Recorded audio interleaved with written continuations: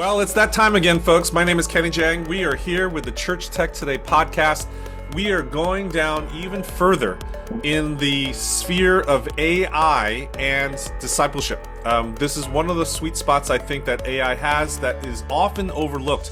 We constantly are looking at AI for novelty and content creation, but in the actual ministry of discipleship, there is a very big case for using and applying AI tools together. And for that purposes, I've invited two friends here, co-founders of a tool called Tapos.app. Welcome to the show, Preston and Nick. How are you guys doing? Hey, Kenny, thanks for having us. Hey, We're doing quickly, well. for everybody here, before we dive right in, could you just give us like one sentence or two of like who you are and what's your role at Tapos? Yeah, absolutely. So I started Tapos about a year and a half ago. So I'm the initial founder and basically the lead dev, doing most of the nerdy behind the scenes things. Awesome. Yeah, I'm Nick. I'm the pretty face in front of Tapos. Preston's the brain, so Self-claim, he just threw me. self-claim. Yeah. So what does your company do for churches, right? So Tapos.app, it's a SaaS product, it's online, it's a tool that pastors and church staff leaders should investigate. What does it actually do? Yeah, it makes discipleship easier in the AI world. It takes your sermons and your content, and you're able to ask questions, you're able to search, and it provides answers from your content and your trusted sources. Yeah. And one In of short, Tapos is the easy one-stop shop for AI for churches. Yeah. And so what I love about your journey, and as I've gotten to know you guys, is that it is not just, hey, business people trying to find a market, but it's coming out of real practitioner usage, right? Nick, you're a pastor and you're seeing the actual fruits of how we can use AI and even the places that the AI tools are not probably the best place to do. Can you just share a little bit about the origin story about this product and platform? Like what actually sparked the idea? I love hearing these origin stories of the AI tools that we have today. Yeah, absolutely. So I'll tell kind of mine, and then Nick, you can tell kind of your intro into it as well. So it's probably about a year and a half ago, and I was in a Bible study, and we're sitting around, and the pastor had said something a couple weeks ago. It was the perfect thing that we needed to disciple in that moment. And you were trying to talk with this guy and encourage him. We're like, hey man, the pastor said this, and so literally 8 of us were like pulling up YouTube, or panning through, or trying to find, scrolling through. It's like, oh, maybe it was the week before, maybe it was the week after. After about 10 minutes, we just gave up. We couldn't find it. And I realized the tragic truth that the wisdom of the church is buried. It is just in these archives that are non-discoverable, inaccessible, and not able to be utilized in a practical way. And so I was kind of challenged in the moment. I was like, the guys were like, Preston, don't you build apps for a living? Like, can't you find a solution for this? And so that was kind of the inspiration. I'm like, all right, I really think we got to find a way to make the wisdom of the church accessible and discoverable. And AI is really the only way to do that in a meaningful way. Yeah, my intro to it was Preston calls me and he's like, Nick, dude, I have this great idea. What if all your sermons could be searchable? And I'm going, oh, please, God, no. What heretical thing have I said? Or what dry humor is somebody not going to understand How many when I preach? office references? Yeah, how many office references are just just overdone? I mean, the show's 15 years old, 20 years old now. But so he asked me that question. There was a little bit of fear. He told me to get on it, encourage me, so I did. And then about a month after that, my dad calls me and he says, "Hey Nick, I'm actually retiring at the end of this year." And that's when it really hit me of going, 20 years of my dad's sermons are just buried. And I rely on him so much for advice. When he's done, how do I access this? How can I continue to ask him questions when he leaves this world? And so I uploaded all his stuff, and now I don't even have to talk to my dad. I have his wisdom. I have his sermons. I don't even need him. There's the dry That's humor. another joke. Sorry. I love it. Yeah. Yeah. So this journey I think has been interesting to unfold, especially looking at even other AI apps out there for the church and seeing the evolution, right? Like it's one of those things when I was part of a venture catalyst firm where we had multiple companies in the portfolio, we saw how the initial impetus for starting the company sometimes changes over time because of interactions with actual users and seeing how the communities actually use the product, which many times are even more robust or dynamic than we imagined as startup founders, etc. Currently, when you're talking to pastors and churches that are putting Tapos into action, what would they say is the problem that they're addressing on their side? Like, what do they think that they're solving? Yeah, it's twofold. The first one, like we've been talking about, their wisdom is buried and it's not being used. It seems like the Sunday message ends Sunday afternoon when everyone breaks for lunch, and it's what did the pastor say? And it maybe last an hour. And so discipleship is just falling short there. And so the first problem is making your sermons extend beyond the pulpit. Not just till that following Saturday, but I mean, weeks, months, years past. And then the second problem is just time and bandwidth on every pastor. It seems like discipleship and ministry all gets bottlenecked on one guy. And so being able to make pastors' times more efficient, and then even to start equipping others to begin using this to create study guides, demos, things that will help their congregation into deeper discipleship. I love it. So, why don't we zoom back out for a little bit because not everyone knows Tapos. How does it actually work? Can you just give a very simple 20,000 foot view of what does a pastor do when they're actually setting up Tapos and using Tapos? Basically, one of the steps is they can actually upload all of their own sermons, right? Mhm. Yeah, so we've actually developed a framework to walk pastors through this. What does it look like to actually equip your congregation with AI? And so we call it the SEND framework. So there's four steps of that. The first one is seed, and that's where you upload and curate your library of content. That's your sermons, that's your podcast, everything you have there. You seed it, you stylize it, you categorize it and tag it. The next one is to engage, and this is the most important one. You've got to equip your congregation with that. Put the chatbot on your website, send out the links to the actual library page where they can interact with it. Utilize our API if you really have a really tech-savvy team. But also use it to generate resources that you can share out automatically with your team on a weekly basis. The third step is nurture, and that's when you actually take those insights. So as people are interacting with the content on your library, you can actually see the anonymized insights from that and use that to drive action steps. And if you can effectively do those three, that's what we believe truly leads to discipleship in the AI age. Is to help equip, seed, engage, nurture, and then all that can at the end of the day lead to discipleship. Oh, I love that framework. And so this is a process that your tool supports throughout the entire process, like, or is it just solving one little piece of that?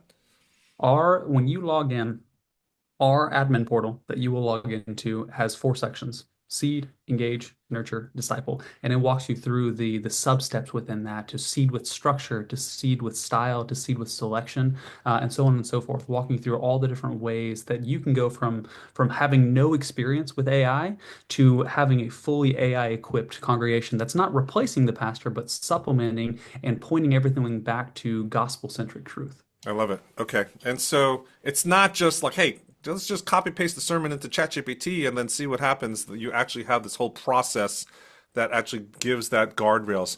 One of the things I love about your platform also is that it's not just your own trusted sources, right? Like it's not all your own manuscripts from your sermons and Bible study lessons that you've written, but you have the ability to do more than that in terms of the trusted sources, right? Because I think one of the biggest concerns, we're seeing it in our AI Next State of the AI in the Church survey, that the number one issue that pastors have with AI is theological alignment. There's a big concern that's the number one issue pastors have in our national survey.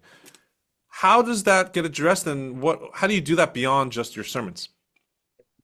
Yeah, so it's you can seed with just your sermons. That's step one.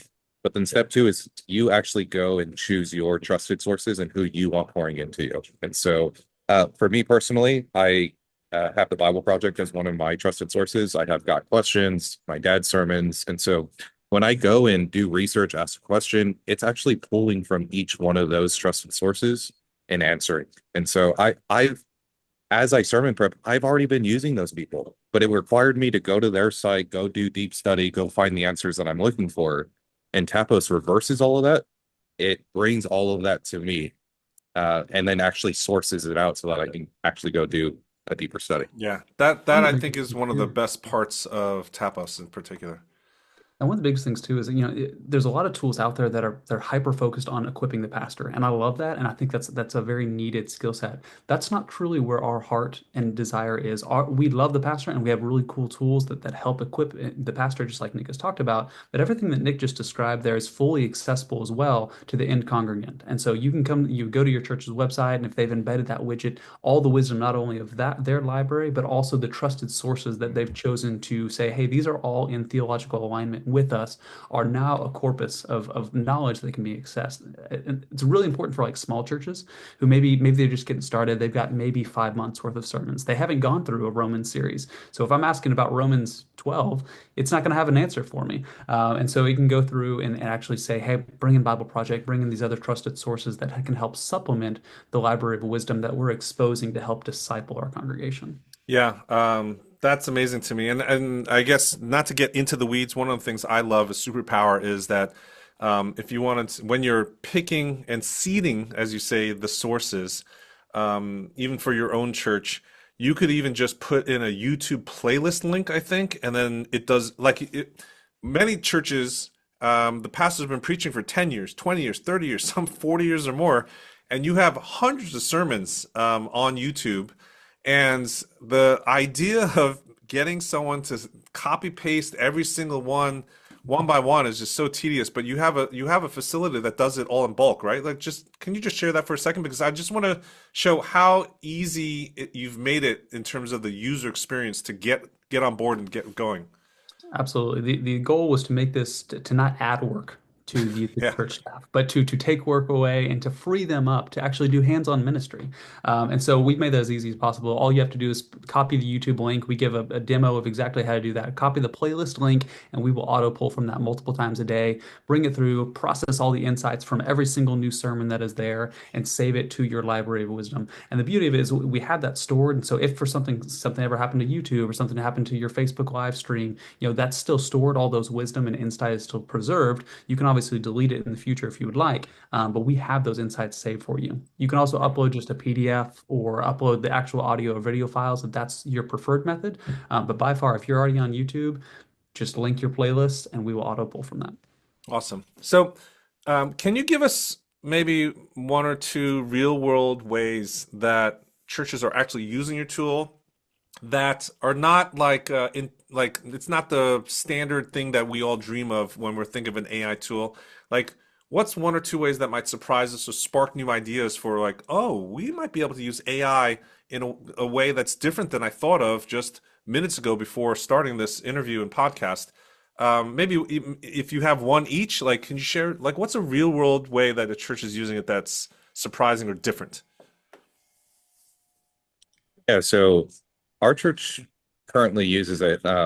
When I when I get my sermon up on time, like not Sunday morning, when I'm prepared ahead, we take my sermon notes. It hasn't been preached yet. It's just a PDF file, and we actually generate children's ministry ideas. And so for our 5 and unders class, it gives us 3 different craft ideas, tells us what materials we need, what steps to take, and then how it connects to the Sunday sermon.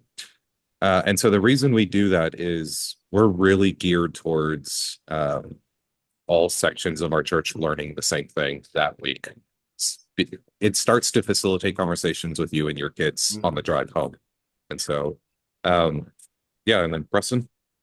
Yeah, so one of the things that we've seen people do as well, which is you can tell we're both parents, is generating Bible studies. So we have about 125 default generate resources that you can generate either from your entire library on a specific topic or from specific pieces of material. But kids' bedtime stories is one that we've had it generate, and so it's a fun activity where we say, hey, what's your favorite color? What animal are you thinking of right now? And we have it generate a gospel centric bedtime story that I can read over the kids, that's grounded and rooted in the wisdom of the church. And one other example that I'll share, because it's a little different here in scope, is we have some organizations, some churches that have a counseling Center as a part of their organization. And so they have a bunch of material there that's centered around counseling or specific, elements of discipleship.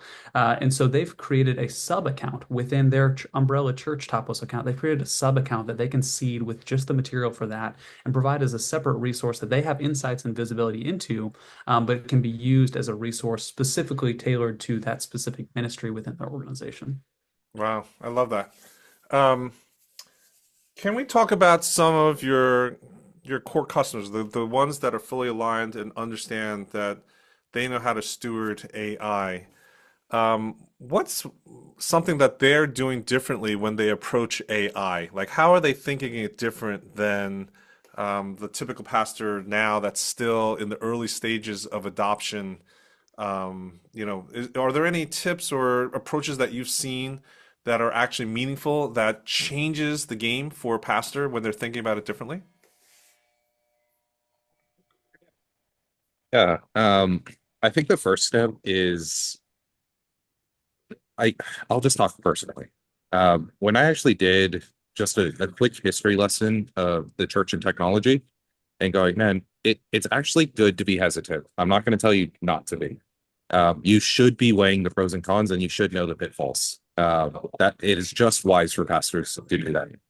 However, we have adopted every new technology eventually, and we've seen gospel actually grow from there. We've seen the gospel used through television, radio, through the printing press, through the internet, through anything really. And so the shift that needed to happen for me was just going, AI is just another tool. That's all it is. And if I can get good at this tool, look how much better and more efficient and how much time I'm saving by letting it do this so that I can actually go and talk to these people here at this coffee shop.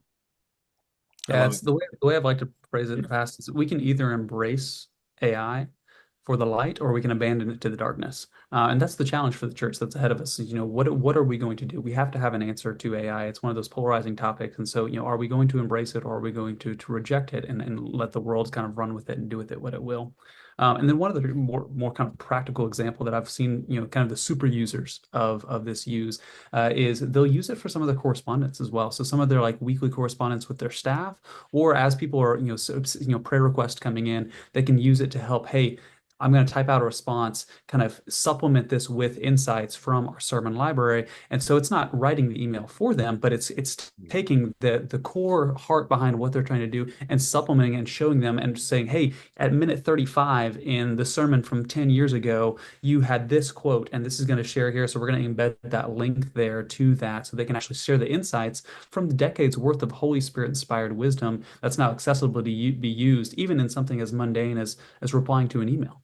Wow, that part I think is great. Like we know that I think one of Google's original mission statements is really to make the world's knowledge accessible in an instant. And yet that's not really the case, right? And we're hunting and pecking on Google, and tools like this is actually doing that on a very practical basis.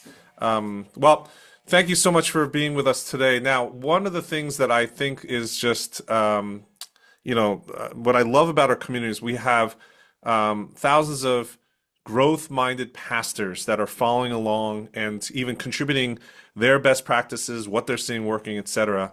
Can you give us like a 60-second pitch, or what would you say if we had a room full of pastors, all the people that are listening in today? What would you say to them about AI discipleship and actually about trying out Tapos for themselves? What do you have to offer them today? Yeah, specifically about Tapos. If you are tired of just prepping sermon after sermon after sermon every Sunday, and then not seeing that sermon actually go the bandwidth or like the actual potential it has to create disciples, if you're tired of that, and if you're overwhelmed with going, man, I need to generate new and new things, which I'm there, I'm tired. If you're there, there's a tool called Tapos that takes all of your sermons, all of your content, all of your podcasts, anything that you've created, and it makes them searchable, it makes them shareable, and it makes them unforgettable. It's actually taking your Holy Spirit inspired wisdom, giving it to your people to begin equipping them to actually be doing ministry. Tapos is a very safe first step into the AI world.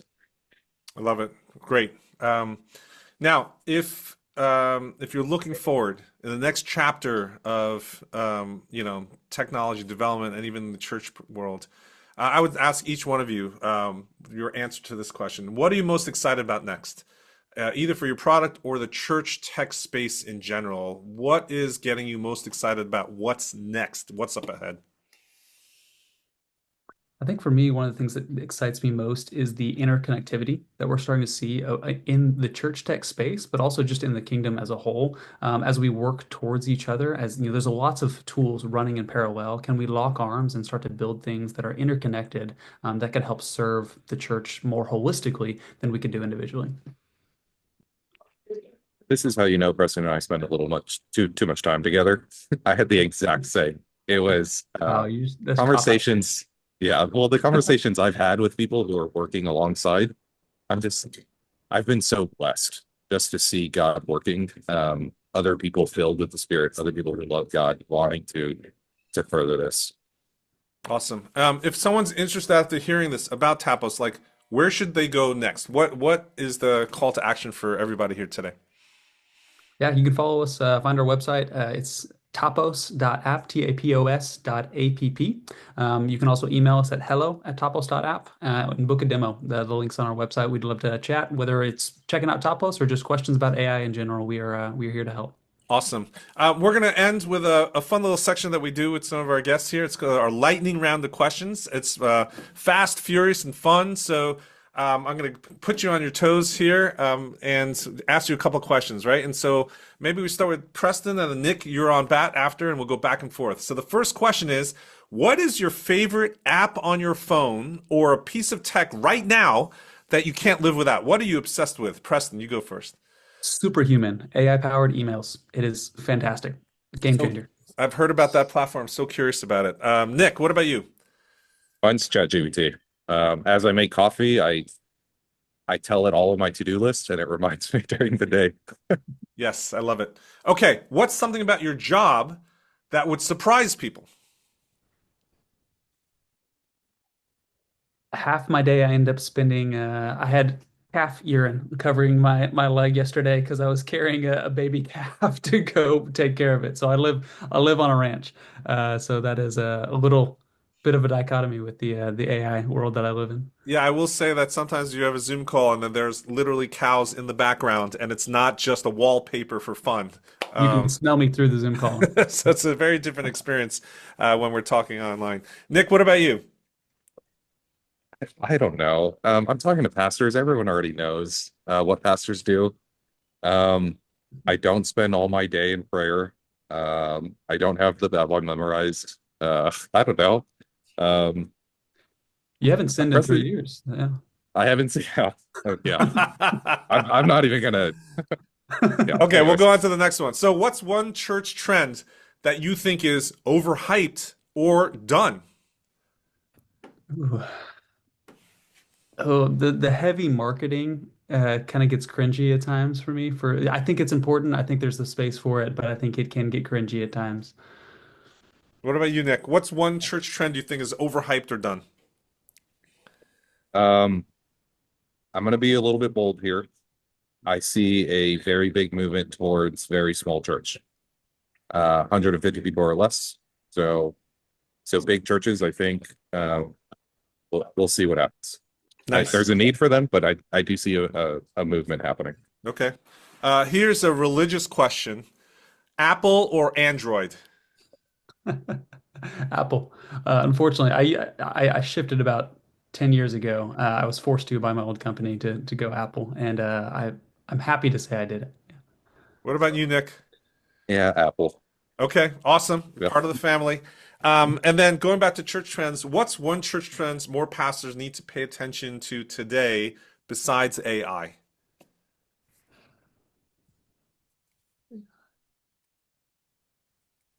Nick, go ahead if you got it. I don't have one. I'm sorry. I had something prepared. It's going to be the same answer as I had on the previous one. Micro church, getting more intentional, meeting in living rooms a little bit, uh, being real, doing life together. Small One is that I the would new say, big. yeah, one I would Yeah. say is maybe personalization. What does it look like to be more personalized in the AI age, but specifically for within the kind of spiritual growth and discipleship? Awesome. And then we're going to leave this with the question we always ask is fill in the blank. The future of church tech is blank. The future of church tech is, Personal. okay, Nick? Um, Discipleship. It has to be. Okay. It has to be. Yeah, exponential. Their theme this past year was 180 degrees back to discipleship. And so I think that's a very good one to end on with. Well, thank you so much for being with us today. We'll have to have you back and share more of your journey and then maybe even talking through specific use cases of what you can do, because I think Tapos versus some other AI apps out there is a lot more extensible and flexible, and that you actually can do many more things that most people don't even think about. And I'm excited about the future ahead for you guys. Thank you to our listeners for tuning in today to the ChurchTechToday.com podcast. If this conversation sparked some ideas for your church, can you make sure to subscribe so you don't miss future episodes? But be sure to share this with another pastor, another teammate, someone else that needs to hear it, because we all need more conversations about AI in this age. And it's a great excuse to actually have maybe a lunch and learn, or do it as part of a staff meeting, have an assignment to listen to this together, and then start those discussions. If you've got any questions, any feedback, or have any suggested topics and people that you want us to talk to and tackle next, email me directly, Kenny Jahng. My email address is kenny@churchtechtoday.com. I'd love to hear from you. Till next time, remember, don't just build with tech, lead with it.